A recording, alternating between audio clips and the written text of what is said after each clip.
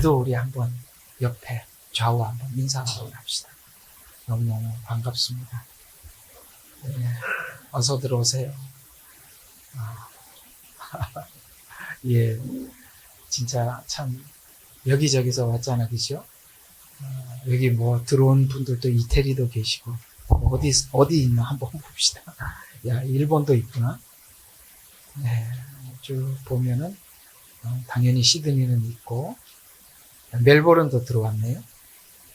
예, 야, 참 신기한 곳입니다. 요즘 그런 생각이 참 많이 들죠. 야, 이 카타콤 성도들이 평생을 기다리는데 주님 재림은 못 보고 갔잖아요, 그죠?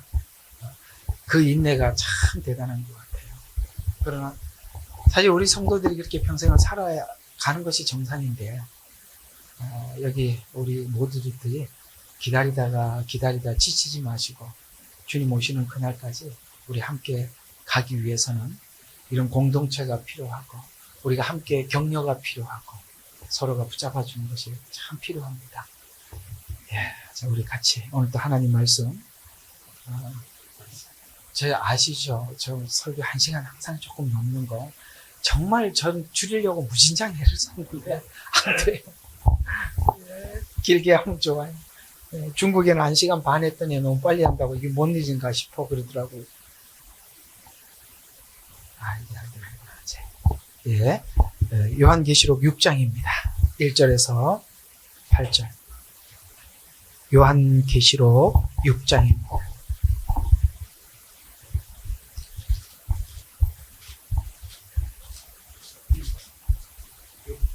자, 6장 1절에서 8절입니다. 오랜만에 우리 한번 일어서서 시작. 또 그 어린 양이 그 봉인을 가운데 하나를 여실 때 내가 보고 내가 들으니 내 짐승 가운데 하나가 천둥 같은 소리로 말하기를 와서 보라 하기에 내가 보니 흰 말 한 마리가 있는데 그 위에 탄 자가 활을 가졌더라. 그에게 한 면류관이 주어졌고 그는 나가서 정복하고 정복하려 하더라. 어린 양이 둘째 봉인을 여실 때 내가 들으니 둘째 짐승이 말하기를 보라 와서 이에 붉은 다른 말이 나오는데 그의 앉은 자에게 땅에서 평화를 제거하는 권세가 주어졌으니 그들이 서로 죽이더라. 또 그에게 큰 칼도 주어졌더라. 어린 양이 셋째 봉인을 여실 때 내가 들으니 셋째 짐승이 말하기를 와서 보라 하더라. 그리하여 내가 보니 보라 검은 말 한 마리가 있는데 그 위에 탄 자가 그 손에 저울을 가졌더라. 그때 네 짐승이 한가운데서 한 음성을 들었는데 말하기를 밀 한 대가 한 데나리온이요 보리 석 개가 한 데나리온이라 하고 또 내가 기름과 포도주는 손상하지 말라 하더라. 어린 양이 넷째 봉인을 여실 때 내가 넷째 짐승의 음성을 들었는데 말하기를 와서 보라 하더라. 이에 보니 창백한 말 한 마리가 있는데 그 위에 탄 자 이름은 사망이요 지옥이 그 뒤를 따르리니 사람들에게 칼과 굶주림과 사망과 땅의 짐승들로 인하여 4분의 1의 죽일 권세를 주어졌더라. 아멘. 여러 사람들이 마지막 때가 되었음을 알고 이렇게 예언서를 설교하려고 많이 애를 쓰고 있는 것을 보게 됩니다.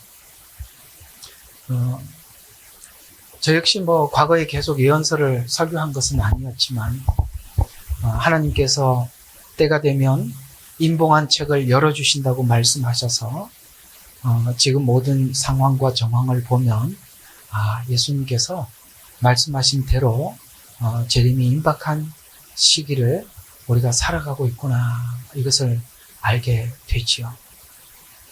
또 이런 사람들도 있죠. 가족 중에 누군가가 예수를 믿었어요. 여기 있는 분도 그런 분이 있죠. 그래서 예수를 믿어서 성경을 보고 하나님을 알고 나니 정말 주님 오실 날이 얼마 안 남았는데 우리 식구들을 어떡하나 싶어서 간절한 마음으로 이렇게 예수님을 믿어야 합니다. 예수님 곧 오실 것 같아요 라고 이야기를 하면 대부분 부모들은 펄쩍댑니다. 얘가 어디 가서 무슨 이야기를 듣고 이렇게 됐냐, 도대체 누구냐, 그래서 한번 가보자. 왔다가 예수를 믿게 되죠. 중국에 재밌는 일이 있었어요. 어떤 조금 핵심적인 어떤 선교사님들이 있으면 그 선교사를 이렇게 공안이 이렇게 그걸 이제 그 뭐라 그러죠? 감시를 붙여요. 그래서 저 사람이 활동하는 걸 다 적고 무슨 말을 하는지 어디 가서 무슨 설교를 하는지 다 적어 보고하다 예수를 믿어요. 근데 여기 오면은 그냥 예수를 믿게 돼요. 이게 뭔가 하고 왔다가도 예수를 믿게 돼요. 참 그러니 오는 게 참 교회 문턱이라는 것이 참 낮아 보이지만 참 높고 하나님이 허락하면 들어가는데 누구는 부정적인 관점에서 이거 가짜다라고 밝히려고 하다 예수를 믿고 이건 진짜 같아 하다가 더 진짜가 되고 이런 것이 말씀입니다. 이번에 가면 우리 둘째 날 특강이 있거든요. 세 사람 우리 김원기 집사님 저 사모님 사모님 아마 기도를 좀 중심으로 할 것 같아요. 저는 성경이 무엇인지 이렇게 성경에 대해서 좀 여러분들과 함께 그래서 여러분들 선택 강의예요. 내가 하고 싶은데 듣고 싶은데 가서 듣는 거예요. 그때 좀 더 여러분들에게 왜 성경을 말씀이라고 하는지 좀 그걸 알고 나면 그렇구나. 이것이 어떤 신화적인 이야기가 아니라 우리를 이해시키고 설득하고 그렇게 해서 믿게 하기 위해서 이렇게 역사를 통해서 우리에게 말씀을. 근데 그때 가서 하기로 하고 지금 다 비밀을 밝히면 제가 할 말이 없어지니까 적당히 하고 넘어갑시다. 오늘도 할 게 너무 많아요. 나 여러분들 여기 와서 하려고 다듬고 몇 번을 다듬었는데 이걸 항상 내가 미안해요. 서면 꼭 시계를 보면요. 1시간 반을 설교를 했구나. 나는 이게 막 빨리 한다고 막 불이 나게 하는데도 참 1시간 반 참아줘서 참 고맙긴 한데 이러면 사람들이 나중에 지겨워서 설교 너무 기니까 그냥 온라인으로 듣자 이러는 사람 생길까봐 좀 불안하긴 하긴 한데 어쨌든 오늘은 여러분 이게 인지향에 네 말이 나오잖아요. 이 네 말을 다 설명한다는 것이 쉽지는 않지만 그러나 큰 구도를 좀 잡아드리면 지금 일어나고 있는 세계에 일어나고 있는 수많은 이런 사건들이 지금 인이 하나씩 떼지고 있는 거구나 라는 것을 알게 되고 네 번째 인이 떼지면 나팔지향으로 들어가는 거거든요. 이게 7년 환란의 스타트예요. 자, 이렇게 보면 오늘 이 예언서는 참 중요하고 그래서 이제 많은 분들이 예언서를 가지고 설명하기 시작하는데 놀랍게도 이 예언서들이 옛날에 대체 신학을 기준으로 예언서를 정리한 게 너무 많아요. 그러다 보니까 다 틀려요. 그러니까 여기서 이스라엘이 빠져버리니까 이 내용 자체가 완전히 휘어져 버리는 거예요. 그래서 그들은 나름 열심히 애를 쓰고 하긴 했는데 그 내용 자체가 상당히 문제가 많아요. 근데 대체적으로 우리 한국교회는 이 예언서를 시간이 왔는데도 모르고 안 하는 이유는 무천년설이기 때문에 그렇습니다. 여러분들 지금 천년왕국에 살고 있는데 천년왕국에 살고 있잖아요. 그럼 천년왕국은 7년 환란 지나고 오는 건데 7년 환란은 이미 로마 시대 때 끝났고 지금 천년왕국 시대인데 그래서 예언서를 닫아버린 겁니다. 근데 혹 중간중간에 몇 명이 성경을 열어서 예언서를 해석을 하려고 그러는데 기초 자료가 너무 없어요. 거기다가 기본적으로 예언서는 여러분 놀랍게도 복음에 대한 확고한 정말 복음이 정확하게 보이지 않으면 이상하게 예언서는 중간에 애매하게 틀어지게 돼 있어요. 여러분들 그 눈치채지 못해요. 그럴 만큼 아주 예언서는요. 그 뭐라고 이야기해야 되나? 우리는 꼭 예언서를 딱 들어가면 미로에 들어가는 것 같아요. 미로에 들어갔는데 길을 아는 사람만 찾아가요. 근데 막 찾아가서 성경 해석하다가 하면 탁 막혀버리거든요. 또 이쪽으로 막 이렇게 해석하다가 또 막혀요. 막히게 돼 있어요. 그런데 이 복음 전체가 활짝 열린 사람만이 정확한 출구와 그 다음에 입구와 출구를 그럴 정도로 예민해요.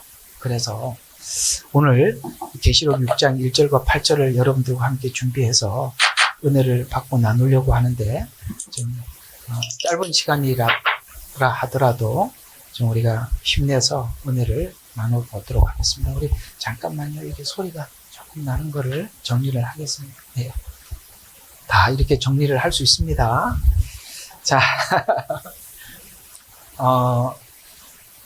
60일 길지요. 보통 40인데. 자, 오늘 한번 보면 환란이 오면 이제 사람들은 이 환란 때문에 평화와 안정을 기도하고 구합니다. 지금 우리 현 시국도 좀 그런 거예요. 사람들이 불안하면 안정을 위해서 기도합니다.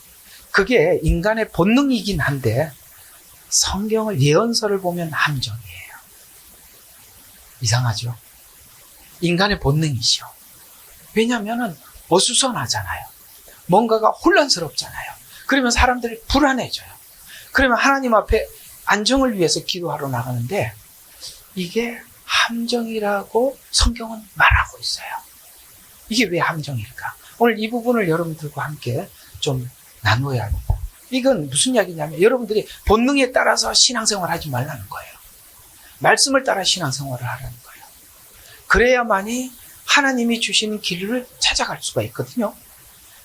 그래서 오늘 여기 보면 1번 재앙과 4번 재앙은 성경이 말하는 인위적으로 만드는 혼란들이에요.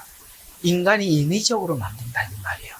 기근과 지진이나 이런 것들이 전쟁도 그렇지만 서로 간에 좀 이해관계가 확실하지 않아서 이렇게 충돌하는 게 전쟁인데 인위적으로 전쟁을 만들어서 전쟁을 한다는 거예요. 그래서 자연스럽게 전쟁 때문에 전염병이 되고 많은 사람이 죽으니까 그 다음에 기근이 찾아오고 이건 그냥 그 전쟁으로 인한 열매들이 자연스럽게 그러니까 1, 2, 3, 4 이렇게 재앙이 온다라고 이야기하고 우리는 자꾸 이렇게 생각하죠. 첫 번째는 미혹이다. 두 번째는 전쟁 끝나면 그 다음에 딱 기근이 오고 이렇게 오는 것 같지만 서로 물려있다 이런 이야기입니다. 아시겠죠? 그래서 우리가 자꾸 이렇게 단순하게 생각하지만 저 창문을 나누듯이 탁탁 나눠진 게 아니라 연결되어 있다 이런 뜻을 성경은 말씀하고 있는 것입니다. 또 미혹, 전쟁, 기근, 전염병 이건 구약을 보면 이스라엘 백성들을 하나님이 심판할 때 항상 세트처럼 나왔어요. 세트, 종합 선물 세트. 그렇죠? 이런 말들이 나와서 전염병이 있단 말이에요. 그래서 우리는 찾아냈단 말이에요.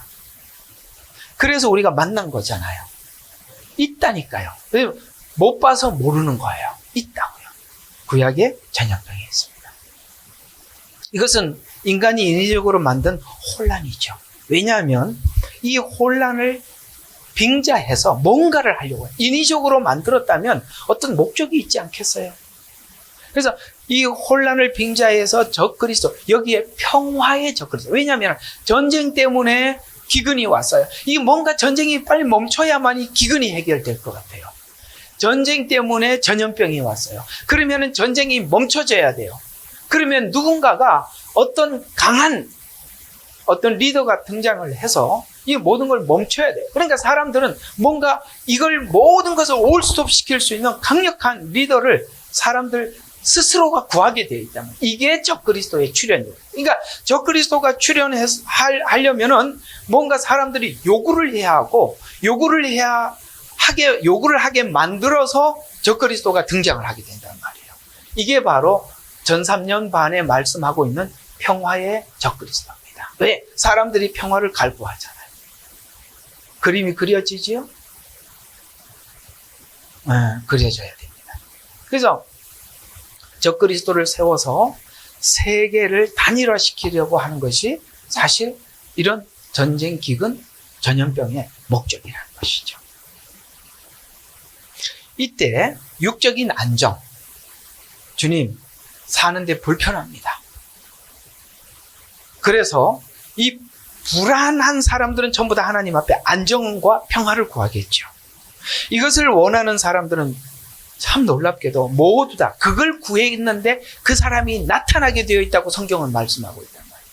그러니 자연스럽게 모두 적그리스도 수하로 들어간 거죠. 아까 처음에 서두에 말씀드렸죠. 여러분의 신앙이 그저 평화와 안정이 목적이라면 적그리스도가 나타났을 때 당연히 거기에 수긍하게 되었다는 것이죠. 우리의 신앙의 목적은 평화와 안정이 아니라 주님 오시는 그 나라. 이번에 시간이 이제 차를 타고 다니니까 시간이 좀 있어서 요새 뭐 교회가 문제가 많다고 막 두 목사님이 서로 질문하고 대답을 하는데 듣다가 기가 막혀서 교회 은근히 욕하면서 자기도 이단이더구만. 나 정말 웃겨서 내가 얼마나 웃기는지. 여러분, 진리는 타협할 수 없는 게 진리지요. 이 사람들이 얘기하는 것은 기독교에서 말하는 이 성경을 말하는 우리 같은 사람들은 진리가 아니라는 거예요. 왜냐하면 진리는 보편적. 여러분, 세상에 진리가 보편적인 진리가 어디 있습니까? 안 그래요?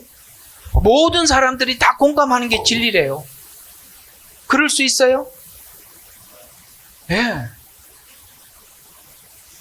만약에 사람들이 전부 다 생각이 바뀌어서 동성애가 보편적으로 전부 다 인정하면 그러면 그게 진리가 돼버리는 겁니까? 진리는요, 성경에 하나님이 활자로 글로 적어놓은 이거 이외에는 진리가 없는 거예요. 그런데 반대적인 목소리를 내는데 어떻게 우리가 진리라고 수용할 수가 있겠습니까? 진리는 타협 불가한 거고 보편적이지 않습니다. 참 그런 이야기를 하고 있어요. 이게 더 정신 나간 사람들이 하는 거예요. 그런 얘기 듣지 마세요. 열받아. 그래서 내 주인이 예수님인 줄을 믿고 살고 주를 위해 죽는, 주님이 가신 길 나도 가고 이렇게 하는 사람들만이 이기는 거예요. 그러니까 저 그리스도는 미혹이거든요. 그러니까 그 미혹을 넘어서는 자들은 내가 이 땅에 예수님께서 이 땅에 오신 것은 분명히 말씀해요. 내가 이 땅에 온 것은 뭐를 하세요? 칼을 주러 왔다는 거예요. 칼은 뭐 하는 거예요? 나누러 왔다는 거예요. 이상해요. 섞일 수가 없단 말이에요. 그래서 시어머니와 며느리가 불화하고. 근데 어머니 따라온 게 참 대단하세요. 딸과 어머니도 불화하고 가족이 이렇게 불화하는데 하나님은 그걸 하러 오셨다는 거예요. 왜 그러냐면 우리는 비진리 속에서 하나가 돼 있었는데 한쪽이 진리를 봤단 말이에요. 그러니까 처음에는 불화하겠지만 진리 안에 들어와서 하나님이 주신 평화를 맛보는 겁니다. 바깥에서는 서로의 자기의 이익을 위해서 평화했던 것이지 그건 진리는 아니었다는 것이죠. 이런 과정이 가정마다, 예수 믿는 가정마다 이렇게 지나갈 수밖에 없어요. 그래서 우리가 믿는 이 복음은 세상의 평화가 아니라 주님이 가신 그 십자가의 길을 나도 가고 주님이 가셨던 길을 따라가겠다고. 그래서 주님은 우리에게 말씀하시지 않습니까? 누구든지 나를 따라오려거든 자기를 부인하고 자기 십자가를 지고 나를 따라. 이게 신앙의 본질인데 이걸 잊어버리고 그저 내가 살아가는 세상에 대한 이 불안함을 극복하기 위해서만 하나님 앞에 구한다면 우리 모두 다 저 그리스도에게 항복할 수밖에 없을 것입니다. 오늘은 7년 환난 중에 내용이 아닌, 그러니까 1, 2, 3, 4 재앙은요 7년 환난 안에 들어가 있는 게 아니에요. 자꾸 그렇게 묻지 마세요. 누가 자꾸 뭐래요. 7년 환난 중에 지금 인재앙의 시간이래. 그럼 내가 할 말이 없죠. 인재앙은 7년 환난 전조를 보여주는 이야기지 7년 환난 안에 들어가 있는 게 아니에요. 7년 환난의 시작은 나팔 재앙부터 시작한 겁니다. 네, 많이 이야기했죠. 그래서 7년 환난 중의 내용이 아닌 전과 후를 살펴서 환난을 주시는 목적의 믿음을 분명히 해서 마지막 때 고도의 기만술인 사단의 평화와 안정에 적그리스도를 미혹해서 자신을 지키도록 합니다. 그리고 보니까 화면을 공유를 안 해서 그렇구나. 네, 됐습니다. 보이시죠? 예, 어쩐지 여기 있구나. 예.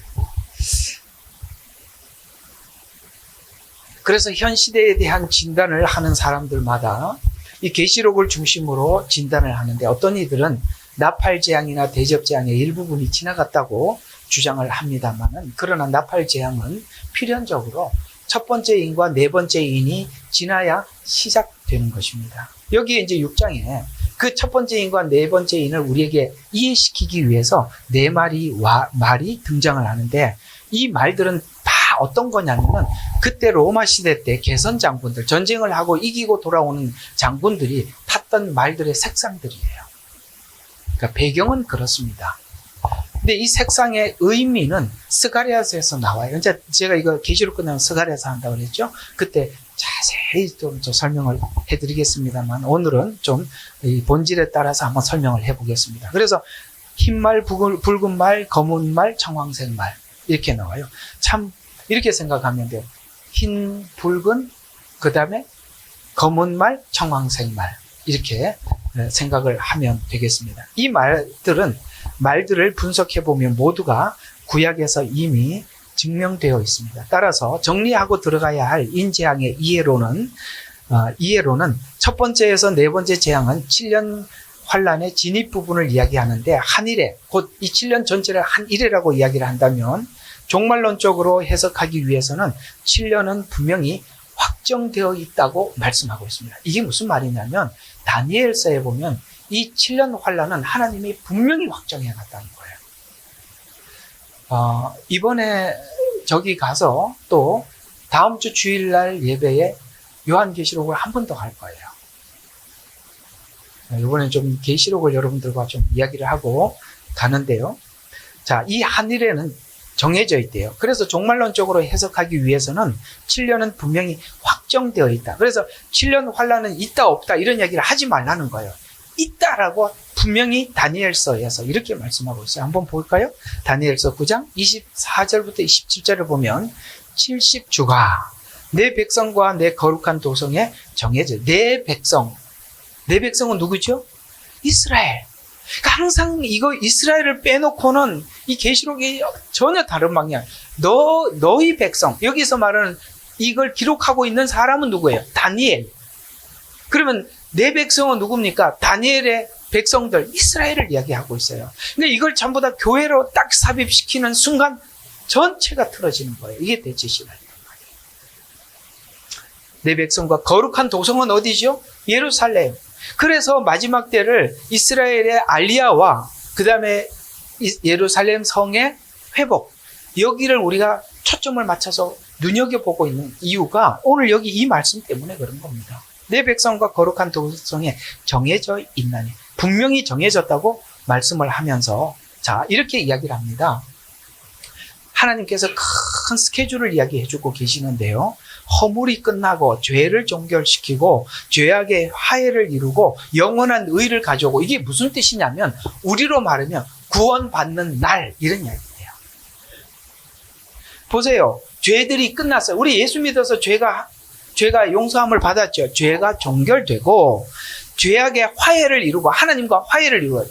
에베소서에 말씀하고 있죠. 우리가 하나님과 화해를 이루었단 말이에요. 하나가 됐단 말이에요. 또 영원한 의, 우리는 예수를 믿어서 어떻게 했습니까? 의롭게 되었잖아요.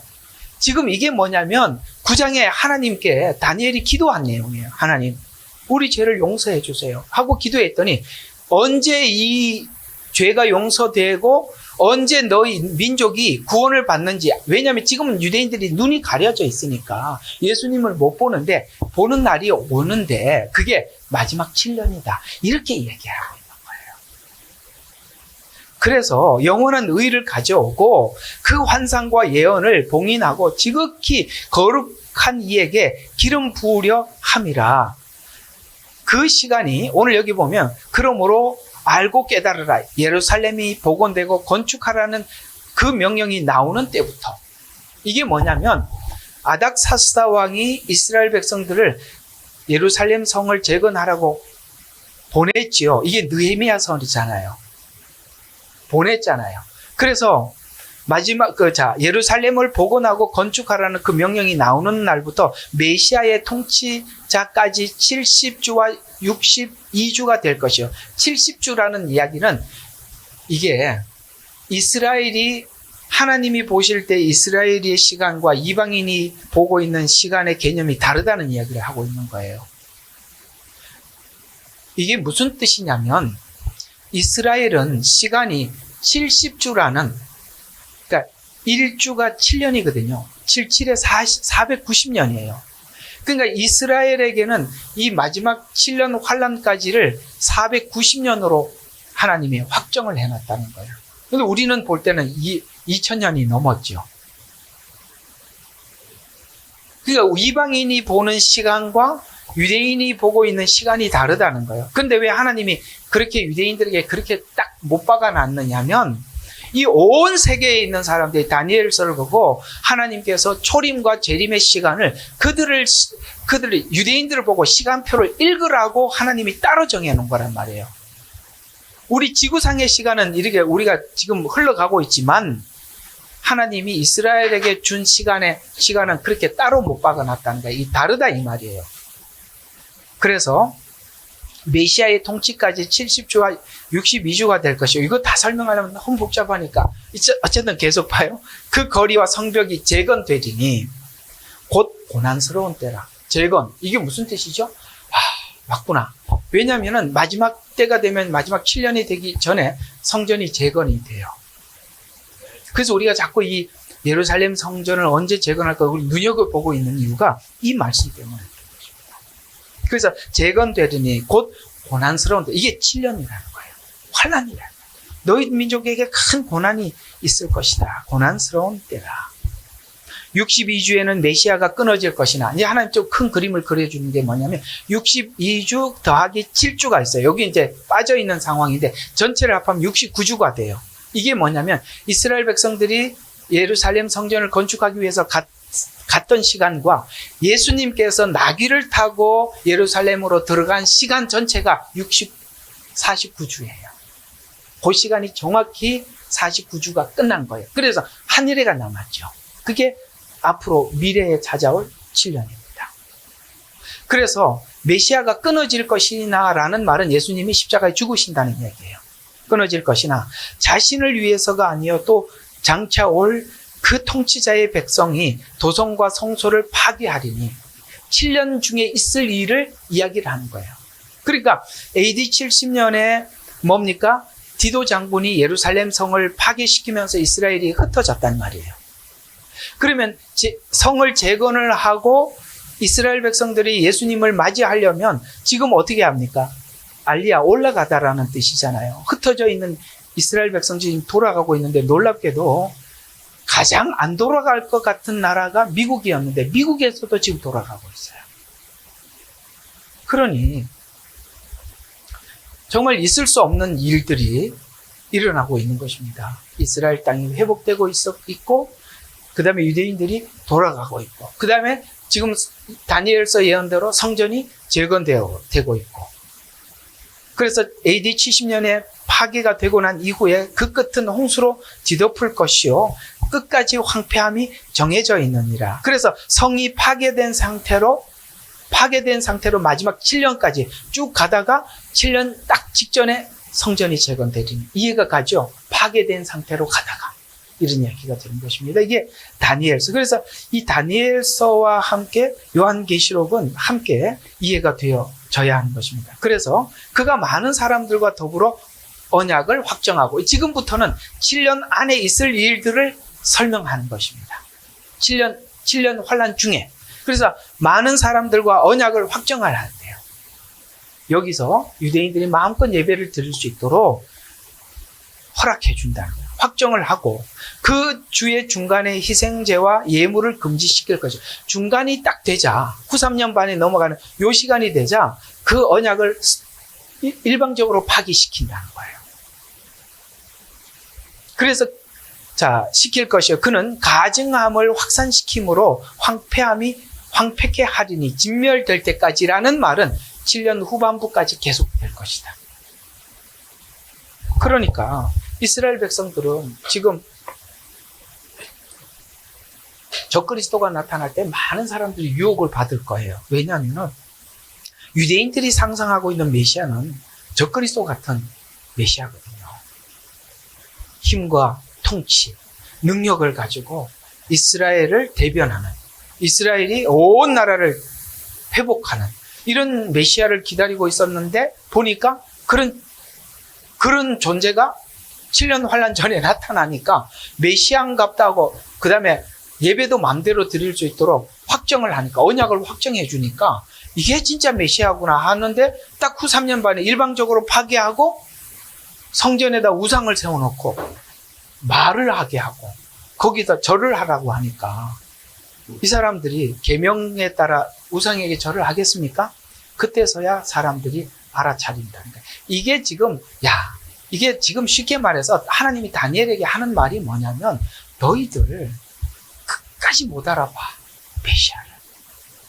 7년 환란 중에도 못 알아보는데 7년 환란 중에 후반부에 가서야 그때서야 이게 우리가 기다리는 메시아가 아니라 2000년 전에 오셨던 메시아구나라고 알게 되어서 후 3년 반이 그래서 유대인들의 회복이 일어나는 거예요. 그래서 구약 대부분은 후 3년 반에 이스라엘에게 일어날 회복의 이야기들을 예언서에 담고 있다 이 말이에요. 그러니까 유대인을 모르면 이걸 전부 다 교회로 이렇게 딱 접목을 시켜놓으면 이게 다 흐트러지는 거예요.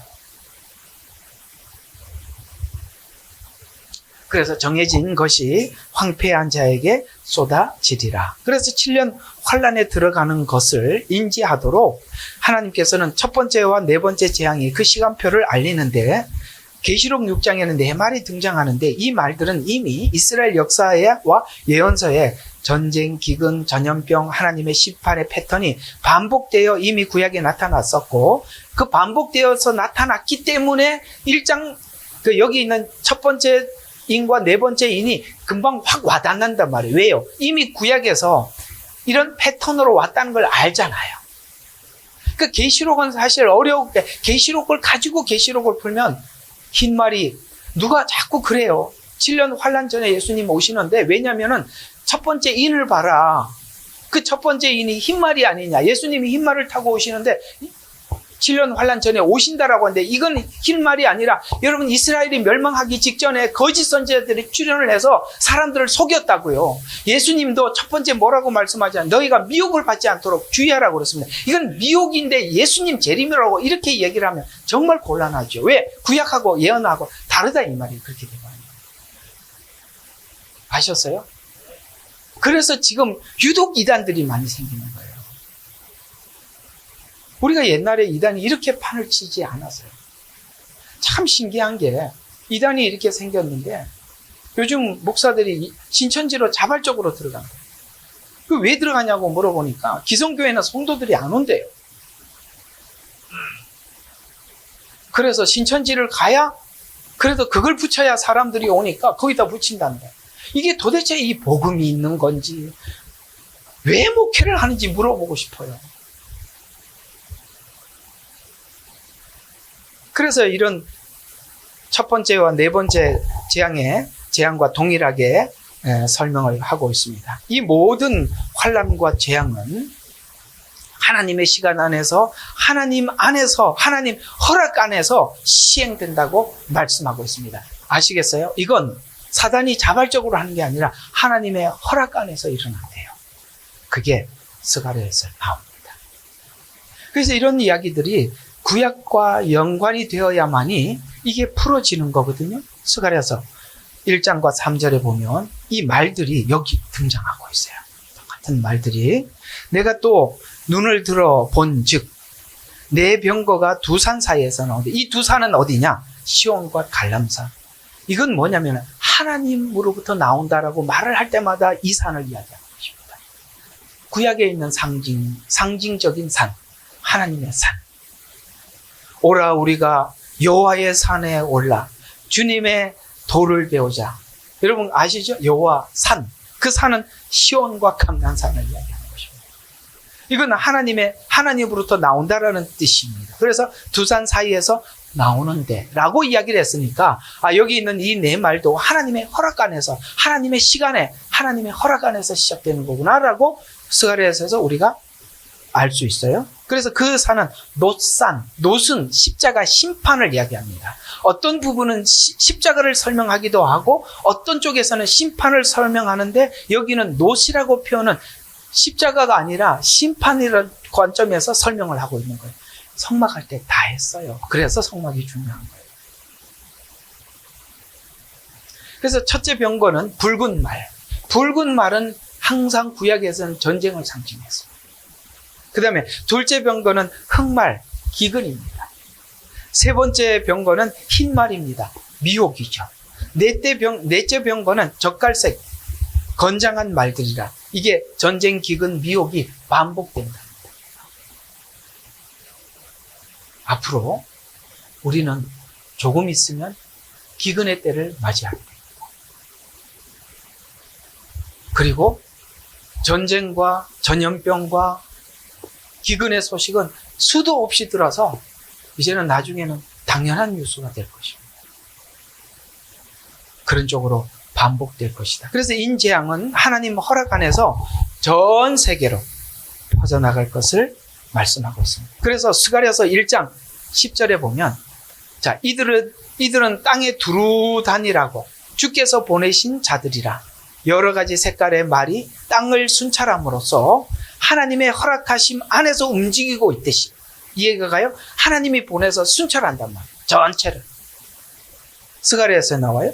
그래서 움직이고 있듯이 7년의 시작도 하나님이 정한 시간 안에서 시작될 것이다. 그래서 허락 안에서 시작될 것이라고 합니다. 계시록 말씀은 이미 구약에서 종말의 예표, 곧 모형에서 말세에 일어나는 일들을 확인할 수 있듯이, 자, 이 말들이 의미하는 것들을 하나하나 좀 그래도 짚고 지나가면, 첫째 말은 흰 말인데, 내가 보니 흰 말 한 마리가 있는데 그 위에 탄 자가 활을 가졌더라. 여러분, 활을 가지고 흰 말을 탔어요. 무슨 뜻이죠? 평화가 아니라는 것이죠. 활은 전쟁을 상징하죠. 거짓 선지자, 요한계시록은 거짓 선지자가 나가서 사람들을 미혹하게 해서 전쟁을 일으키는데 뒤에서 그들이 모든 것을 조작을 합니다. 그러나 그들은 적그리스도로부터 나온 자들입니다. 이 계시록이 그렇게 세트가 되어 있단 말이에요. 그러니까 이 모든 전쟁들은 이런 자들을 통해서 다 거짓 소문 이런 걸 통해서 전쟁이 일어나는 것이죠. 그래서 흰 말이 있는데 그 위에 탄 자가 활을 가졌더라. 그에게 면류관이 주어졌는데 이게 가짜 면류관이다. 뒤에 나옵니다. 디아데마라는 면류관. 이것도 계시록 하면서 다 했어요. 스테파노스, 디아데마. 두 가지 면류관 한번 설명한 적이 있습니다. 계시록 들으면 돼요, 그거. 자, 그래서 탄 자가 활을, 그래서 면류관을 주어졌는데 나가서 정복하고, 그러니까 사람들이 그게 속는 거야. 면류관을 보고. 와, 대단하다. 엄청난 파워를 가졌구나. 이렇게 해서 속게 되겠죠.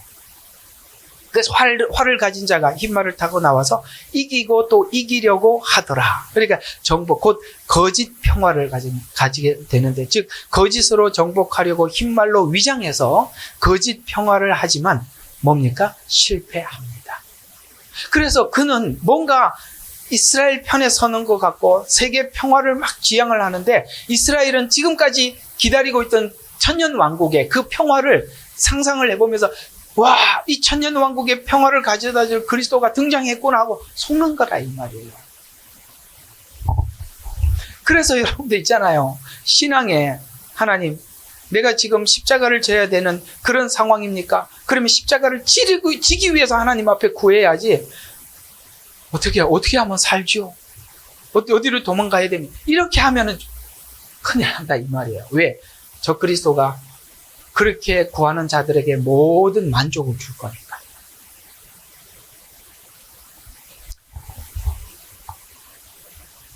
그래서 여기 면류관은 스테파노스라는 이 면류관인데 원어를 보면 그래요. 그래서 승리자에게 잠시 씌워주는 월계관. 이걸 옛날에 그 달리기 하면, 오래 달리기 하고 1등 한 사람들에게 씌워주는 그 월계관. 그게 이제 스테파노스거든요. 그래서 적그리스도는 혼란한 세상을 정돈하는 듯한, 아까 막 이렇게 정돈하는 듯한 평화의 사도로 등장하게 됩니다. 마치 자신이 정복한 자처럼 면류관을 쓰고 나타나서 거짓 평화를 내세울 것입니다. 이렇게 거짓 선지자들을 통해서 선동하여서 마치 천년 왕국이 도래한 것처럼 그리스도 행세를 해서 거짓 선지자를 동원해서 택한 자라도 삼키려 한다고 성경은 말씀하고 있습니다. 그래서 택한 자도 삼킬 만큼 그 위장 평화에 속아 넘어갈 것이다. 이렇게 성경은 예언하고 있다. 얼마나 친절하게 예언을 다 해주셨잖아요. 그죠? 참 조심하라고. 그래서 예수님은 우리에게 매우 중요한 경고를 하고 있습니다. 마지막 때는 혼란의 시대입니다. 혼란한 시대에는 안정과 평화를 구하게 될 것입니다. 그러나 혼란하다고 평화만을 구한다면 우리 모두 다 거짓 선지자에게 속게 되겠죠. 신앙의 목적은 우리가 평화를 구하는 것이 아니라 십자가 복음은 구원받을 자 구원 얻게 되고 심판받을 자 심판받는 것입니다. 이것이 우리가 분명히 복음 안에서 이해하고 있어야 하는 것입니다. 지금 우리는 혼란한 시대를 겪고 있어요. 하나님의 주관적인 관점에서 시대를 읽는 사람들은 가라지와 알곡, 그 다음에 의인과 악인을 구별하는 것으로 보이지만 복음을 모르는 자들은 현실 안정에 초점을 맞출 것입니다. 세상이 어수선해졌으니 나와서 기도하십시오. 이렇게 가겠지만 우리는 지금 뭐가 보이느냐? 우리에게는 그게 보이는 게 아니라 야, 지금 나누어지고 있구나. 알곡과 가라지가 나누어지고 참과 거짓이 구별되고 있구나. 우리는요, 한 5년 전만 해도요, 다 참인 줄 알았답니다. 진짜 그랬어요. 지금 보니까, 하나님 한번 이렇게 혼란스럽게 하니까 다 나타나더라고요. 참, 누구하고 이야기했는지 기억은 잘 안 나는데, 요즘 참 외로울 때요. 옛날에 그렇게 친하게 지냈던 분들이 이제는 대화가 안 돼서, 할 수 없이 그냥, 이렇게, 이렇게, 저도 그런 사람들이 너무 많아요. 이제 더 이상 만나도 얘기할 게 없어요. 근데 이렇게 새로운 친구들이 생긴 게 얼마나 감사해요. 그죠? 왜 전들 이렇게 평생 목회하면서 그렇게 그런 사람들이 왜 없었겠습니까? 그래도 참 저한테는 감사한 게 제가 이렇게 목회했던 모든 성도들은 그래도 이렇게 남아있더라고요. 그게 무슨 생각이 드냐면 이게 진짜 복음과 가짜 복음은 이게 참 이렇게 나누어질 때 방향은 같은 방향으로 가더라고요. 진짜 복음을 가진 사람들은 방향이 같아서 아무리 무슨 이야기를 해도 충돌이 없어요. 참 여러 가지로 우리가 보고 있죠. 그래서 복음을 모르는 사람들은 현실 안정에 초점을 맞춰요. 지금 보면 또 그게 보이죠. 사람들이 그저 불안함. 그러나 우리는 하나님께서 안정 속에서 신앙생활을 하게 하시면 감사. 또 불안정함 속에 주셔도 하나님 뜻이 있겠지. 이렇게 보셔야 돼요. 그걸 받아들이는 것이 신앙이지. 하나님이 원하는 게. 그러니까 이스라엘 백성들에게 멸망을 하나님이 예고했을 때 한번 생각해 봐요. 이스라엘 백성들이 멸망하기 직전에 이 상황으로 아무리 말로 회복이 가능해 보였습니까? 전혀 불가능하죠. 이스라엘 백성들 그거 어떻게 가능해요? 참 선지자들 전부 사람 취급 못 받아요. 엘리야가 오죽했으면 나 혼자 남았으니까 나도 죽여서 더 이상 하나님이 아무 일도 하지 마세요. 이게 무슨 이야기냐면 하나님께도 원망이지만 인간에게 지쳐버린 거예요. 이해가 가요? 그 심정 이해가 갑니까? 정말 내가 그 심정을 알아야 돼요. 사람인데 물려버린 거예요. 그래서 저 인간들 안 됩니다.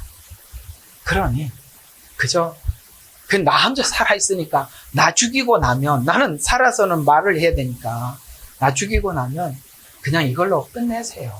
이렇게 하나님도 원망스럽고 사람도 원망스러운 어쩌면 이 마지막 목회는 그럴 수 있어요. 여러분들의 신앙도 그렇게 사람들에게 치부받을 수도 있는 거예요. 그런 시대를 그래서 우리가 보면은 누구가 이렇게 보면 정말 지금 안정이 문제가 아니라 그 안정은 위장에서 오는 우리를 향한 미혹인데 그걸 또 이렇게 얘기를 하면은 또 뭔가 깨어있다고 하는데 보면 또 아니란 말이에요. 우리는 주님 앞에 우리 생명을 맡긴 사람들이고 우리가 하나님 앞에 드린 자들 아니겠어요? 네.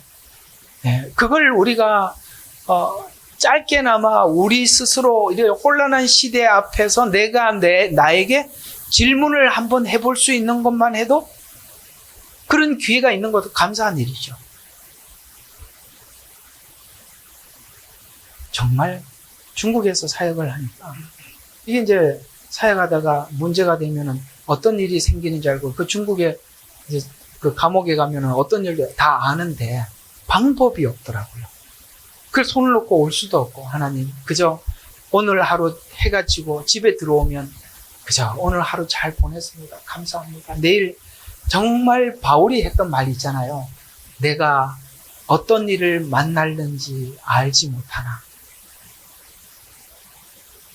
우리가 그런 상황은 이렇게 혼란스러운 상황이 우리 앞에 주어지지 않으면 그런 것에 대한 내가 나에 대한 질문을 할 수가 없는데 오늘 우리는 이런 혼란한 시간 속에서 우리 자신에게 내 모든 것을 잃어도 주님 한 분으로 만족하겠느냐? 라는 질문을 우리 하나님이 여러분에게 하고 계실 거예요. 이 질문을 안정의 시기는 우리가 우리 자신에게 묻지 못하나 우리가 이게 혼란할 때는 우리 자신에게 묻고 나도 대답을 하죠. 이런 기회를 한 번쯤 우리가 하나님 앞에 진지하게 해볼 수 있는 상황을 주신 것만 해도 감사한 일이 아니겠어요? 여러분도 감사하고 아멘하고 있는 거 맞죠? 우리 온라인? 앞에 있으나 켜나 눈을 똑같아. 자, 그래서 이때 적그리스도가 거짓 선지자들을 동원해서 거짓 평화를 외치게 됩니다. 복음을 모르면 모두 거짓 평화에 속아 넘어가게 될 것입니다. 적그리스도가 거짓 평화를 구하도록 이렇게 유도하고 있는데 그것이 바로 첫 번째 전쟁입니다. 성경은 예를 들고 있습니다. 바벨론 포로가 앞에 있는데 평강하다는 말에 백성들은 속아 넘어갑니다. 그러나 하나님의 속성과 복음을 아는 참 선지자들은 아니다. 이제 심판이 앞에 있다라고 외치죠. 똑같은 상황에 한쪽은 심판을 보고 있고 한쪽은 평화를 구하고 있다는 것이죠. 이 혼란스러운 시기에 복음을 아는 사람들은 하나님의 심판이 임박했다고 우리는 느끼고 있고 한쪽은 하나님 지금 너무 혼란스러우니까 안정을 주세요. 이상하죠? 다 예수를 믿지만 복음을 아는 사람들이 구하는 것과 모르는 걸 구하는 사람들이 전혀 다른 걸 구하고 있다는 것이죠.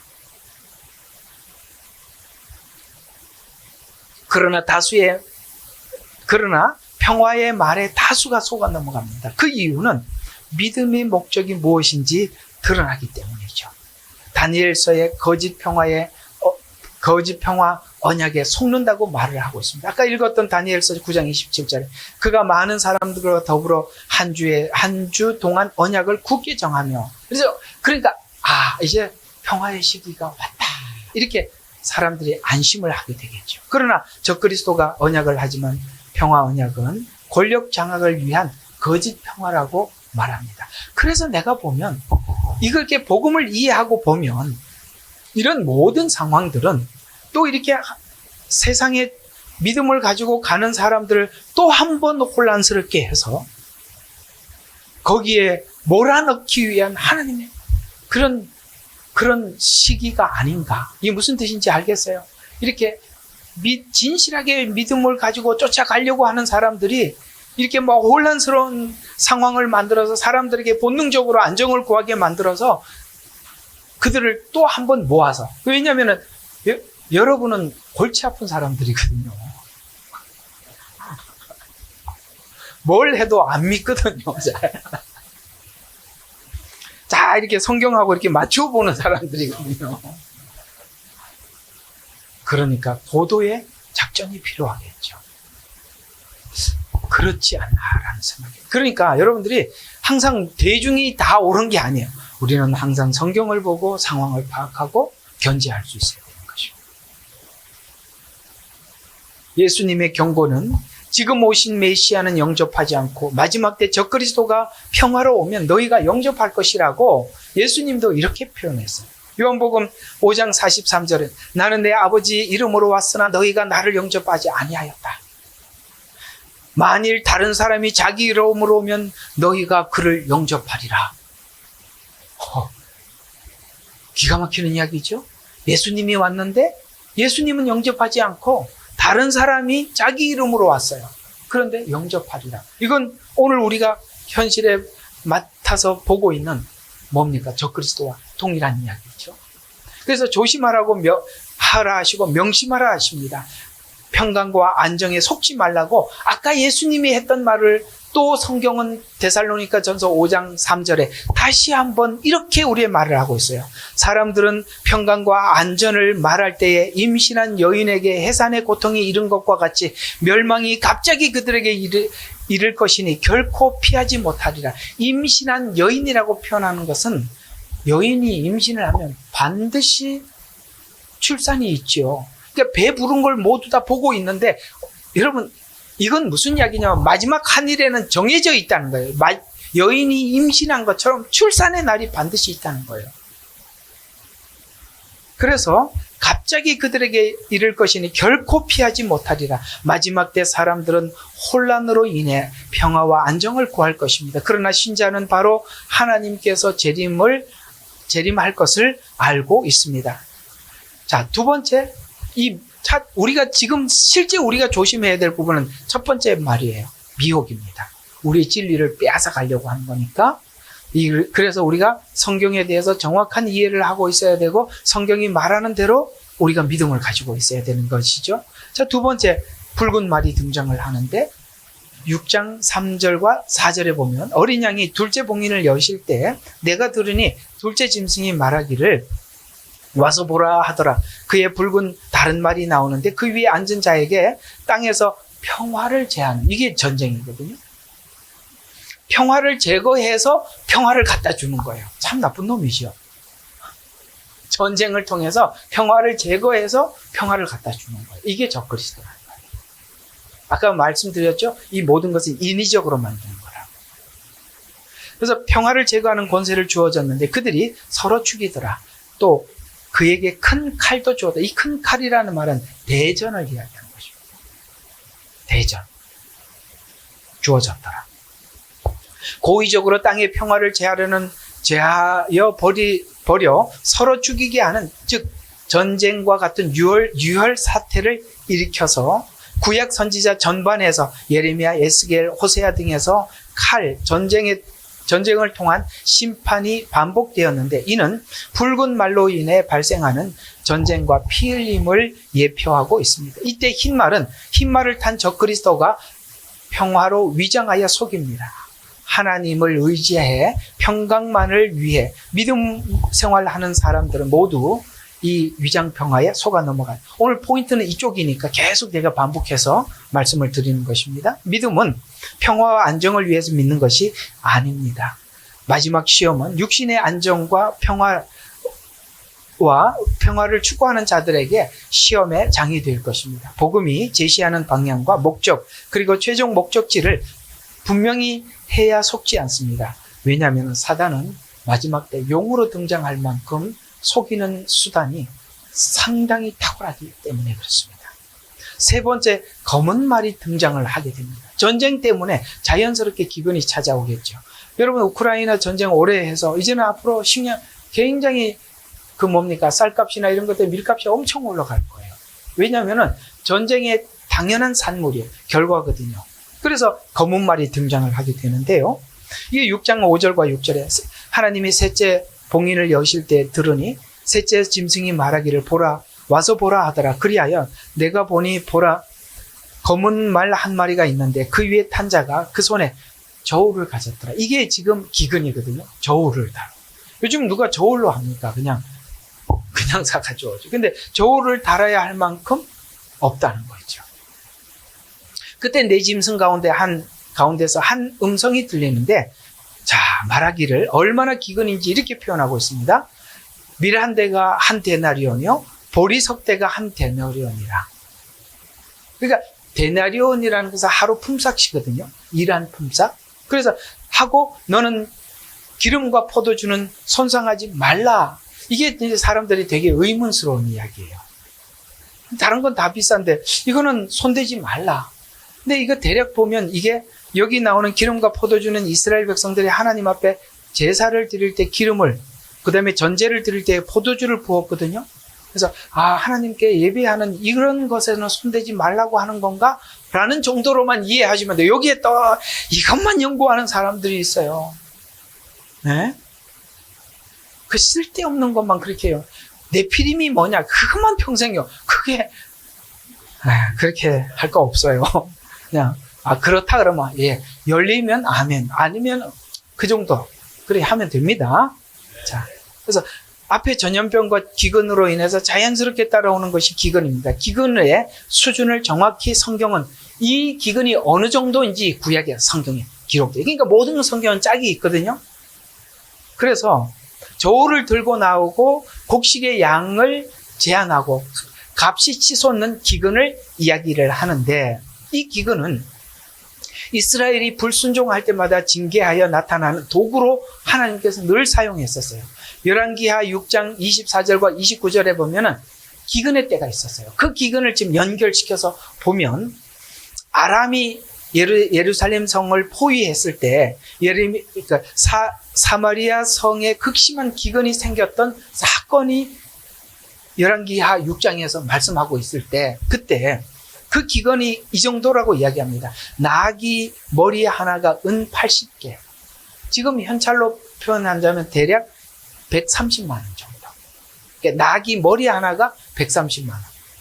또 하나는 먹을 게 없으니까 비둘기 똥도 먹었나 봐요. 거기에 이제 걸러서 아마 먹을 게 있었던 것 같습니다. 그래서 비둘기 똥 4분의 1, 은 5개, 대략 82,000에 팔렸다고 합니다.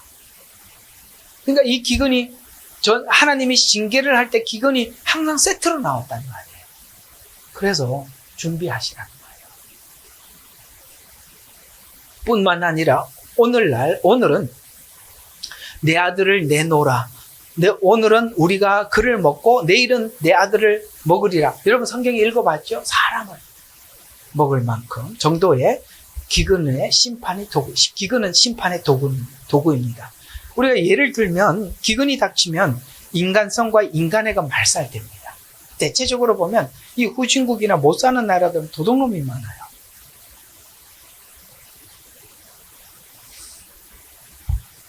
도둑놈이 많습니다. 그 어떻게 말을 할 수가 없습니다. 여러분 저도 해보니까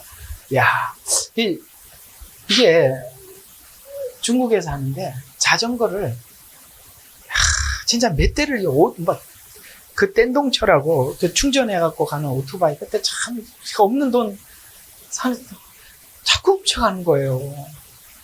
자전거를 이렇게 누가 이렇게 선교사님들 모여갖고 나는 자전거 몇 대 잊어먹었다니까 3대 잊어먹으니까 적게 잊어먹었네. 하루에 7대 잊어먹. 그래서 할 말이 없더라고요. 보관을 잘해서 석대밖에 안 잊어먹어.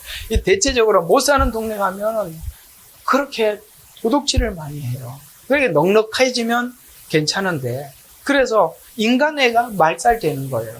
그러니까 이 상태에서 우리가 신앙을 지킨다는 거죠. 우리가 얼마나 무장을 해야 되는지 몰라요. 지금 이 수준을 훨씬 넘어서서 그렇게 인간성이 말살된 사람들 앞에서 우리 신앙을 지켜놔요. 사람 때문에 분노가 일어나서 뭘 살 수가 없어요.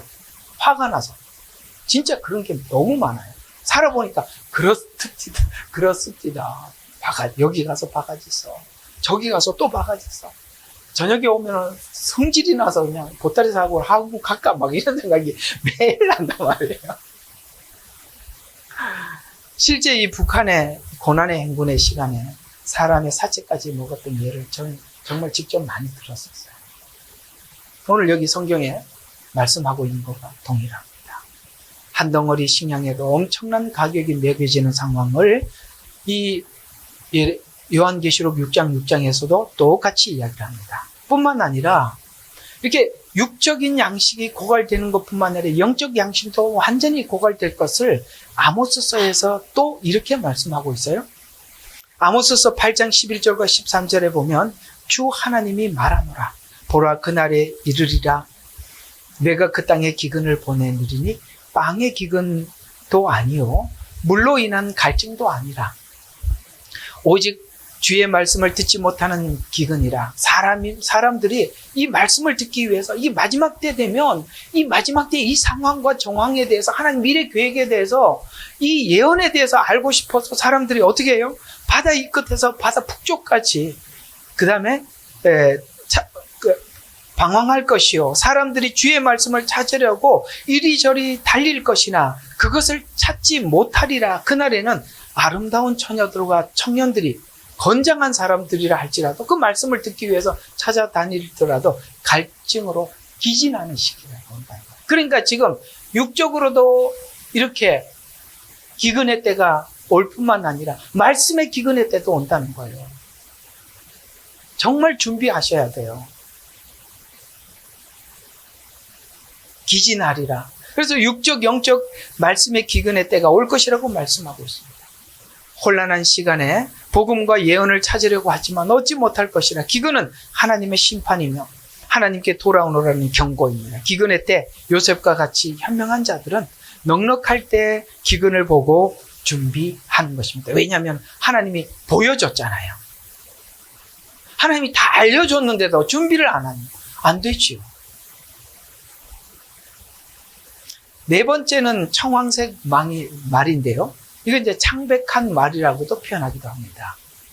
이 색상을 아까 흰색, 검은색, 붉은색을 섞어서 물감을 휘졌으면 이 색깔이 나와요. 그래서 특히 사망이라 하는 자의 말에 타고 그 뒤에는 음부가 따릅니다. 그러니까 이제 앞으로 네 번째 재앙이 끝나면 이제 나팔 재앙으로 들어가거든요. 앞으로부터는 하나님의 엄청난 심판과 엄청난 사망이, 그래서 사망이 뒤따른다 이렇게 표현하고 있는 것입니다. 따르고 전염병 기근, 전쟁 기근이 동반 재앙으로 온 세상에 나타날 것을 의미합니다. 에스겔서 14장 21절에 보니까 하나님 여호와의 네 가지 심판, 곧 칼과 기근과 사나운 짐승과 전염병이 여기 나와요. 여기는 계시록에는 안 나와 있지만, 그래서 우리가 사람들이 이 부분을 논외로 두고 봤기 때문에 이번에 우리가 못 찾아냈던 거예요. 또 개역개정에는 이것을 우리가 연병이라고 했나? 개역개정에서는 역병이라고 했어요. 역병은 우리가 안 쓰는 말이거든요. 그래서 참 저는 전 킹제임스 추종자는 아닌데, 그래도 이 성경이 가장 원어에서 번역을 우리가 딱 볼 수 있도록 이렇게 번역을 해서 제가 이걸 많이 쓰고, 만약에 여기에서 조금 부족하면 제가 조금 다른 성경을 보충을 합니다. 아시겠어요? 오직 킹제임스 성경을 봐야만 구원받습니다. 저는 그런 사람은 아니에요. 그러나 이 성경이 많은 부분들을 열어주셨던 건 사실입니다. 그래서 저희들이 그걸 쓰고 있어요. 그래서 전염병이 언급되어 있어요. 요한계시록 6장의 네 번째 말과 같은 의미로 예언한 것입니다. 재앙이 반복될 때 극도의 불안을 느끼는 사람들은 이 상황이 종료시킬 그리스도를 구하게 되는데, 그때 적그리스도가 출현하게 됩니다. 적그리스도의 출현으로 7년 환란기 중 3년 반은 평화기를 맞이하게 되지만, 하늘에 하나님의 나팔 재앙을 통해서 인간의 능력으로 평화가 유지되지 못하고 하나님께서 인류를 움직이시는 분임을 나팔 재앙을 통해서 알려주십니다. 그래서 지금까지 인위적으로 사람이 이런 재앙을 일으켰다면 나팔 재앙은 하나님이 일으키는 거예요. 질이 다르다 이 말이에요. 여기는 사람이 만든 무기로, 사람이 만든 조작한 걸로 하지만, 나팔 재앙은 자연계에 내리는 재앙이에요. 하늘에서 내려요. 그래서 사람들로 하여금 이게 하나님으로부터 오는 거구나. 그래서 나팔 재앙 때 사람들이 하나님께 돌아온 겁니다. 하나님이 내리는 재앙이라는 걸 알게 된다 이 말이에요. 그래서 첫째 땅, 그 다음에 둘째 나팔 바다, 셋째 나팔 강, 그 다음에 넷째는 해달 별. 그래서 이게 넷째까지 나누어지고, 다섯째 나팔은요, 화 있으리라는 이 화는요, 이제 대접재앙으로 넘어가는 과정 속에서 세 번의 화를 이야기하는 겁니다. 그러니까 이거는 지금 대접재앙과 연관이 있는 거예요. 그러니까 인재앙을 우리가 잘 분류해서 볼 수가 있어야 돼요. 그다음에 여섯째 나팔은 유브라데 전쟁. 그 중간기에 전쟁이 있는 거거든요.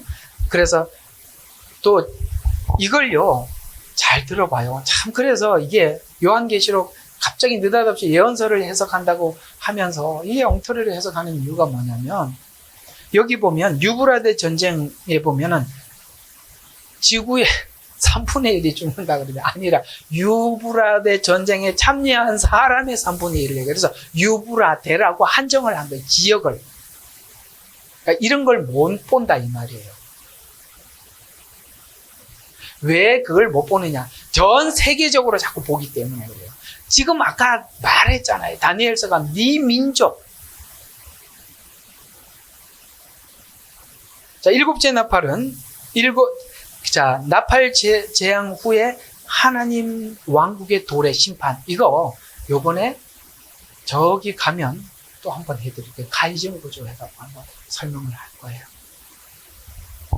갈까 말까 망설이는 사람 오시면 됩니다. 요거는 또 지나갔고. 자, 그래서 여러분 요거 꼭 외우라 그랬죠? 외워야 돼요. 그래서 마지막 때 진정으로 우리가 속임 당할 수 있는 속임은 안정과 평화입니다. 우리는 마지막 때를 위해서 이렇게 준비해야 합니다. 복음인 예수님을 분명히 알고 믿어야 하는 것입니다. 여러분, 예언에 대해서 아무리 알아도 복음을 모르면 주님과 아무 상관이 없어요. 세상 사람들도 마지막 때를 연구하고 있어요. 그들도 성경을 자료로 쓰고 있어요. 그들과 우리와 같으면 무슨 소용이 있겠어요? 우리는 예수를 믿는 복음을 가지고 예언을 보는 것이죠. 그렇죠? 우리는 예수님을 믿고 구원을 받았고 주님이 오셔서 우리가 주님이 예비한 그 나라로 간다고 약속을 우리 마음속에 있기 때문에 주님이 언제 오실지 옛날부터 기다려 왔는데 주님이 오실 때는 이런 일들이 있어야 한다고 하니까 우리는 이 일이 문제가 아니라 주님을 만나는 게 더 우리에게 소망이지. 그렇죠? 세상 사람들의 재앙이 문제고 우리는 주님 만나는 게 문제예요. 이 꼴로는 만날 수 없으니까 준비해야죠. 그래서 그러기 위해서는 이 시대에 지금 더 복음을 우리가 사수해야 하고 알아야 되는 것입니다. 저는 많은 분들이 이 마지막 때에 대해서 열려서 설명을 하고 그 다음에 예언서를 설명을 하는데 나는 그분에게 정말 묻고 싶어요. 당신이 마지막 때에 대해서 이토록 설명하고 싶어 한다면 복음은 왜 안 전하냐? 맞잖아요. 그 예언을 알아서 뭐 할 겁니까? 예언이 우리에게 복음은 아니죠. 복음 중에 일부분이죠. 진짜 마지막 때를 한다면 정말 성도들이 구원받았는지 점검을 해야 될 거 아니에요. 근데 그 사람은 그걸 안 하고 계속 예언만 이야기하는 거예요. 사람들 두려움만 주는 거예요. 그래서 그런 사람들 이야기 듣지 말라는 거예요. 그거는 우리가 설교의 예언서도 일부분에 설명하는 것이지 진짜 이 상황이 오면 성도들에게 정말 예수 그리스도의 보혈로 구원을 받았는지 정말 그 은혜를 입고 있는지 확인을 시켜줘야죠. 또 두 번째, 이 마지막 때는 하나님의 보호하심을 믿어야 돼요. 하나님이 보호하신다고 수도 없이 약속을 하셨어요. 어떻게 보호하시느냐? 믿음으로 사는 자를 보호하신다니까. 아니, 우상을 만들어 놓고 거기 절하지 않으면 하나님이 보호하신다는 거예요. 불 속에다 집어넣으면 내가 너와 함께 들어갈게. 이게 하나님의 보호지요. 그렇게 보호하신 믿음을 가지고 믿음을 지켜나가서 살면 그 믿음의 분량에 따라 하나님 보호하신다는 약속을 믿으라는 거예요. 그리고 말씀의 방향과 목적지를 분명히 해야 돼요. 주님이 나팔재앙의 목적이 뭐고 인재앙의 목적이 무엇이고 그다음에 대접재앙의 목적이 무엇인지 정확한 길과 목적을 알아야 돼요. 왜 하는지 알고 나면 아무것도 두렵지 않은데 왜 하는지 모르는 것처럼 두려운 게 없어요. 왜? 거짓 선지자들의 얄팍한 말에 속지 말아야 합니다. 이스라엘 백성들 심판 직전에 속았던 이유도 이곳이 성전이라 성전이라 여기 있으면 안전하다는 말에 속았는데, 오늘날 우리가 이 거짓 선지자들이 그렇게 외쳤던 교리와 같은 똑같은 외침이 이런 것들이라고 봐요. 만민구원론. 누구나 구원을 받는다. 아, 걱정 없네. 뭐가 걱정이 없어요. 그렇게 해서 거짓 복음에 사람들로 안심하게 만드는 거. 교리적인 이해. 야, 그러니까 어떻게 하면 구원받는다는 거야? 가르쳐줘. 그래서 이렇게 믿습니까? 나는 참 이게 의문스러워. 이렇게 오면은 새신자 교육시킨다고 이렇게 펴놓고 물어요. 이렇게 예수님 영접하시겠습니까? 예, 영접하냐? 감사합니다. 손잡고 기도해주고 제 기도 따라하세요. 예수님 저를 영접해줘. 이렇게 아이고 구원받았습니다. 박수치고 딱 침대 줘버리니까 이 사람이 나 구원받았구나 이렇게 생각한단 말이에요. 교리적인 이해. 참 위험해요. 여러분, 아는 것과 믿는 건 달라요. 아는 것에 불과하고, 믿는 사람은 주님과의 관계가 형성돼요. 주님을 닮아간다는 말이에요. 십자가를 지고 주님을 따라가는 거예요. 아시겠어요? 믿는 것과 아는 것은 다르다 이 말이에요. 표적과 기적, 그렇죠. 내게 그런 일이 일어나면 나는 이미 구원받았다고, 그 다음에 그런 표적과 기적의 혜택을 받으면 나도 구원을 받았다고, 그건 아닙니다. 히브리서 6장에서 여러 번 설명했죠. 그건 아니라고. 종교적 신앙. 내가 아무개 교회 이렇게 다니는데, 그래도 유명한 교회 다니는데 유명한 이 목사님을 하나님 모른다 할 리는 없겠고, 그러니 속는 거예요. 거짓 선지자들을 왜 속았습니까? 오늘 거짓 선지자들이 그때는 그렇게 외쳤다면, 이 성전 안에 있으면 된다고 외쳤듯이 오늘도 이런 것들이 우리로 하여금 마취가 되게 한다는 거예요. 성경은 마지막 때 환난을 통해서 의와 악을 구별하고 심판과 구원을 구별하기 위해서 하나님의 계획이라고 밝히고 있습니다. 안정과 평안, 그리고 구원과 심판, 육적 신자와 영적 신자를 분명히 구별합니다. 혼란은 무질서 때 모두 드러나듯이, 혼란스러우면 사람의 본성과 진심이 드러나는 것입니다. 이 모든 내용을 종합해서 예수님은 마태복음 24장에 이렇게 정리해 두었습니다. 지금 세계는 불안을 조성해서 평화로 위장한 적그리스도의 정치적 통일을 준비하고 있습니다. 이 일에 앞장선 거짓 선지자들과 같이 종교 통합운동이 일어나고 있죠. 그것이 WCC, WEA, NCCK, 얼마 전에는 로잔 대회라는 이름으로 또 한 번 통합이 일어나고, 종교 통합운동은 적그리스도가 정치적으로 통일시키기 위한 하수인의 노릇에 불과한 것입니다. 그렇게 해서 이 모두를 정치인들한테 갖다 바치는 거예요. 이 계시록에 그렇게 나와 있다 이 말이에요. 세계 평화와 안정만을 외치는 이것은 적그리스도 체제를 준비하는 것입니다. 종교적 통합이 완성됨과 동시에 정치적 통합이 일어날 것이기 때문이라고 성경은 이미 요한계시록에 우리에게 알려주었어요. 결국 이런 일들을 도모하지만 적그리스도와 거짓 선지자들은 사단에게 일시적으로 그들도 이용당하는 거예요. 계시록 이야기를 종합해서 말씀드리는 것입니다.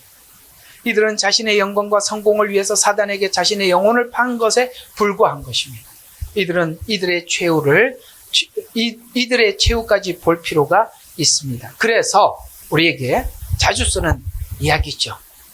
요한계시록 17장 15절과 18절에 보면 큰 음료와 붉은 짐승에 대한 환상의 마지막 부분으로 바벨론 멸망과 하나님께서 악한 세력들조차 하나님의 뜻을 이루는데 도구로 사용했다고 우리에게 설명해 주면서 무리에 앉아있다라고 이렇게 표현을 하고 있어요. 이 무리에 앉아있다는 말의 뜻은, 여러분, 이 모든 지구는 물과 연결이 되어 있어요.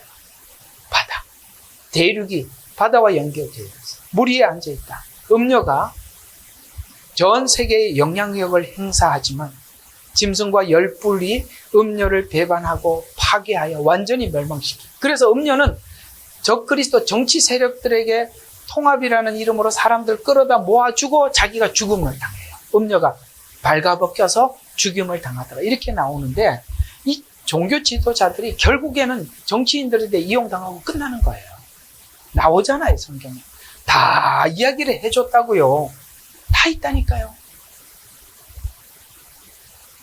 그래서 정치, 종교, 경제를 통합해서 온 세상을 다스리지만 이것은 미혹된 자들에게 심판을, 음녀에게는 심판의 근거를 제시하기 위해 허락한 것에 불과하다고 말씀하고 있습니다. 이 사실을 계시를 통해서, 예언을 통해서 알고 있는 성도들에게 하나님 우리에게 이렇게 외치고 있어요. 요한계시록 18장 4절과 5절에 보니까 또 내가 들으니 하늘에서 다른 음성이 하나님이 막 들리더라는 거예요. 요한이 말하기를 나의 백성들아 그녀에게서 나오라. 그녀는 누구죠? 음녀. 그런 종교 통합을 하는 거기서 나오라 이 말이에요. 갈등할 거 없어요. 성경에 나오라고 이야기하잖아요. 그냥 우리는 단순하게 생각해야 돼요. 성경이 맞으니까 나오라. 그러니까 이때는 이런 음료 교회가 많이 생길 거다. 그러니까 나오라 그러면 그냥 나오면 되는데 고민이에요. 왜 고민을 해? 나오라 그랬잖아요. 우리는요, 정말 이런 걸 가셔야 돼요. 우리가 하나님이 말씀하시면 가는 거고, 멈추라면 멈추는 거고, 우양우하면 우양우고, 좌양자 하면 좌양좌예요. 군대 가서 제시훈련 해봤죠. 차리어 타고 좌양자 하면 좌양자. 이렇게 하면 되는 거예요. 성경이 말씀하는 대로 가면 되는 건데, 사람들이 항상 생각해보고, 나는 기도해보고요는 못 믿겠어요. 그건 미지수예요. 왜 기도를 하는지 모르겠어요. 그건 기도할 게 아니라 순종할 문제인데 왜 기도를 하는지 모르겠어요. 맞잖아요? 순종해야 되는 부분에 왜 기도를 해요? 그냥 순종하면 되죠. 그렇게 말을 하고 있어요. 나의 백성들아 그녀에게서 나오라. 그리하여 그녀들의 죄들에 동참하지 마라. 그건 죄들이라고 이야기하고 있어요. 네가 거기 있는 것에 참여하는 것이다. 그녀의 재앙도 받지 말라. 그녀의 죄들이 보세요. 앞으로 이 죄가요 하나님이 보실 때 하늘에 닿는데요. 왜? 당신의 백성들을 갖다 넘겨주고 있잖아요. 노예처럼. 그러니까 하늘까지 닿았고 하나님께서 그녀의 불의를 기억하셨기 때문이라. 결국 하나님의 허락하심 안에서 악의 활동이 있었던 것이고 결국 하나님의 시간이 되면 서로 배반하고 돌아서며 그래요. 적그리스도는 막 지원을 해주다가 음료를 지원해주다가 짐승이 죽여버리는 거예요. 적그리스도 정치 세력. 그리고 그 적그리스도도 결국은 예수님이 재림하심으로 모두 끝나는 거예요. 이게 다 하나님이 짜놓은 하나님의 마지막 때 플랜이라는 거예요. 거기 다 뭐가 있느냐? 우리가 하나님 앞에 어떻게 반응하고 믿음으로 준비하느냐? 아시겠어요? 그래서 결국 하나님께서 허락하심 안에서 활동이 있었던 것이고 결국 하나님의 시간이 되면 서로 배반하고 돌아서서 거기에 대한 심판의 대가는 하나님으로부터 받게 됩니다. 이것이 바로 계시록의 중요한 핵심이 되는 시작과 끝입니다. 결론입니다. 오늘은 나팔 재앙이나 대접 재앙과 같은 7년 안에 일어나는 일들을 다루지는 않았어요. 7년 안에 구체적으로 다루지는 않았지만 계시록 목적과 같이 시작과 마지막 부분을 우리가 함께 보면서 첫 지점과 마지막 지점을 명확히 함으로써 재앙과 혼란의 시기에 평화와 안정을 구해서 거짓 선지자를 따라서 거짓 평화에 속지 않으려면 하나님께서 환난을 주신 목적이 무엇인지 정확히 알고 준비하라는 뜻에서 우리가 함께 나누어 봤습니다. 진짜 예수 믿는 믿음의 사람들은 환난이 찾아오면 찾아올수록 우리의 믿음은 더 정금같이 분명하고 선명해질 뿐이지. 그 환난이 우리로 하여금 어떻게 하면 더 살아날 수 있을까? 어떻게 하면 피할 수 있을까? 이런 걸 구하지 않고 우리는 정면 돌파하는 사람. 우상을 앞에다 세워놓고 절할래 말래 그러면 나는 하나님의 말씀에 따라 할 수 없습니다. 라고 이야기하는 사람들. 그런 사람들은 불 속에서 주님을 만나요. 연단 속에서 주님을 만나요. 연단 속에서 주님을 만나면 어떤 사람은 빌라도 뜰에 함께 서 있을 것이고 누구는 그 십자가를 지고 골고다를 올라가고 있을 것이며, 누구는 그 십자가에 매달려서 주님의 고충을 함께 나누게 될 것입니다. 눈 감았다 뜨면 천국입니다. 그죠? 네. 눈 감았다 뜨면 우리가 기대하는 그곳에 가 있을 것입니다. 우리 믿음이 천국에 가 있어야 합니다. 땅에 머물면 적그리스도에게 속는다. 이게 포인트입니다. 사랑하는 여러분, 오늘 이 말씀 하나님이 여러분들에게 주셨는데 마음속에 잘 새겨 듣고 은혜가 되셨으면 합니다. 참 이렇게 감사한 것은, 그래도 우리 재영 성도님 어머니 옆에서 듣고 고개 끄덕거려 주셔서 정말 감사합니다. 이 어려운 이야기를 사실 오면서 내심, 처음 듣는 사람은 이건 참 어려울 텐데, 하나님, 제가 설명을 하더라도 듣는 귀를 주십시오 하고 저만 기도했어요. 얼마나 소화하셨는지 몰라도 그래도 하나님께서 이렇게 긍정적으로 받아주는 것만 해도 정말 감사합니다. 여러분, 이렇게 십자가의 길을 가는 우리 예레미야 눈물, 그 다음에 주생명 선교교회, 늘 이렇게 오늘 이렇게 처음 오셨더라도 뒤로 물러나서 멀찌감치 여기 대전에서 와서 이렇게 가지 마시고 그냥 가까이 가서 아이고 어디서 오셨어요? 이름은 뭐예요? 이렇게 좀 인사하고 좀 가까워졌으면 좋겠습니다. 기도하고 축도하면서 마치겠습니다. 네. 하나님 고맙고 감사합니다.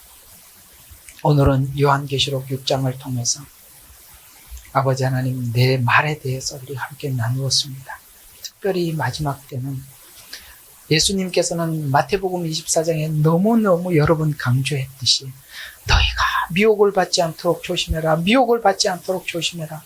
많은 사람들이 내 이름으로 와서 그리스도라고 할 것이다라고 이렇게 우리에게 주의를 주셨던 이 말씀을 되새겨봅니다. 그 그리스도를 맞이하고 있는 사람들이 과연 누구인가 하고 봤더니 그저 세상에서도 평안을, 안정을, 평화를 추구하는 사람들이 바로 이 적그리스도가 마지막에 다 수고해서 걷어갈 것이라고 말씀하고 있어서 주님께서는 거기서 나오라고 우리에게 부탁하고 있는 이 귀한 말씀 마음에 새겨두고 아버지 하나님 살아가게 하옵소서. 오늘도 이 말씀이 저들 가슴속에 새겨져 아버지 하나님이 남게 해주시고 신앙의 기본이 되고 기초가 되게 하옵소서.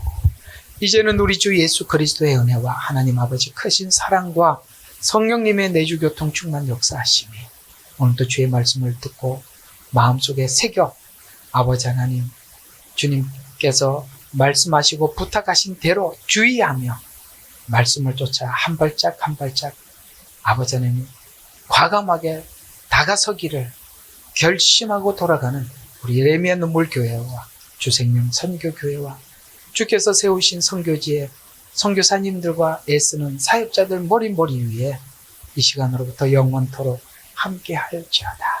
아멘. 예레미야의 눈물은 시대에 맞는 말씀 선포와 변질되지 않은 순수 복음을 외치고 있습니다. 함께 연결되어 하나님께 예배드리며 이 마지막 때에 하나님께 쓰임받길 원하시는 분은 카카오 채널로 연락 주시면 연락드리도록 하겠습니다. 고정 댓글에 채널 경고와 착제에 대비한 예비 채널과 제2채널 링크를 올렸습니다. 이 채널 또한 구독 부탁드리겠습니다. 감사합니다.